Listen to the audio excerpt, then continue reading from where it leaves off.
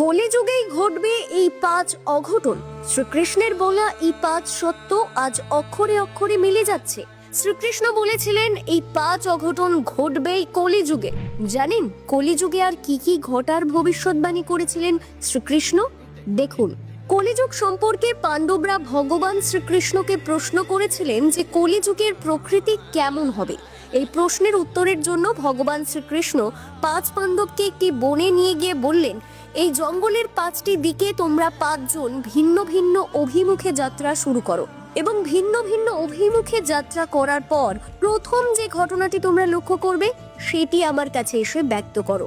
ভগবান শ্রীকৃষ্ণের কথা অনুযায়ী পঞ্চ পাণ্ডবেরা জঙ্গলের 5টি অভিমুখে যাত্রা শুরু করে। সবার প্রথমে যুধিষ্ঠির ফিরে এলেন। তিনি শ্রীকৃষ্ণের কাছে একটি অদ্ভুত ঘটনার কথা ব্যক্ত করলেন। তিনি দেখতে পেলেন 2 সুর বিশিষ্ট একটি হাতি জলাশয়ে খেলা করছে। এই ঘটনাটি দেখার পর তিনি শ্রীকৃষ্ণের কাছে এসে সম্পূর্ণ ঘটনাটি ব্যক্ত করেন এবং অদ্ভুত 2 সুর হাতিটির প্রকৃতি সম্পর্কে জানতে চান শ্রীকৃষ্ণের কাছে। শ্রীকৃষ্ণ তখন বলেন যে কলিযুগে মানুষ হবে ঠিক এই রকম।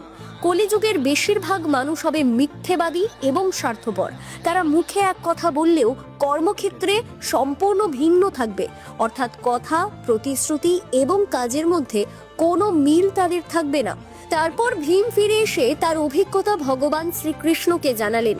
তিনি বললেন তিনি একটি গরুকে তার বাছুরকে চেটে চেটে আদর করতে দেখেছেন, কিন্তু এত মাত্রায় বাছুরটিকে চাটছে যে বাছুরটির গায়ের ছাল উঠে ক্ষরণ হচ্ছে।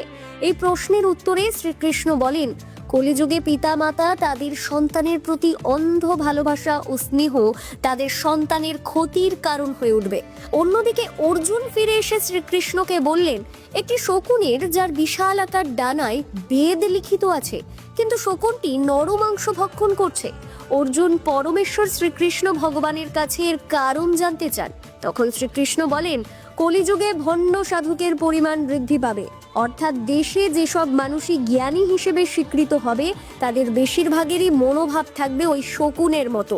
ওপরে ধর্ম সাধকে মোরা জ্ঞানী মানুষগুলো আদতে নিজেরাই হবে ধর্মভ্রষ্ট। এরপর নকুল ফিরে এসে ভগবান শ্রীকৃষ্ণকে তার অভিজ্ঞতা জানালেন। তিনি শ্রীকৃষ্ণকে বললেন, এক বিশালতার পাথরখণ্ড পাহাড় থেকে গড়িয়ে নিচে পড়ছে। কোনো বৃক্ষ তাকে আটকাবার ক্ষমতা রাখছে না।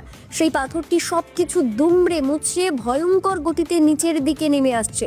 এভাবে কিছুক্ষণ নামার পর একটি গুল্ম অর্থাৎ ছোট গাছের গোড়া এসে পাথরটি থেমে যায় এবং বন্ধ হয়ে যায় তার তাণ্ডব লীলা। এই ঘটনা শ্রীকৃষ্ণকে জানালে শ্রীকৃষ্ণ তার পরিপ্রেক্ষিতে বলেন, কলিযুগে মানুষের পাপের আকার ওই পাথরের মতন হবে, যা তার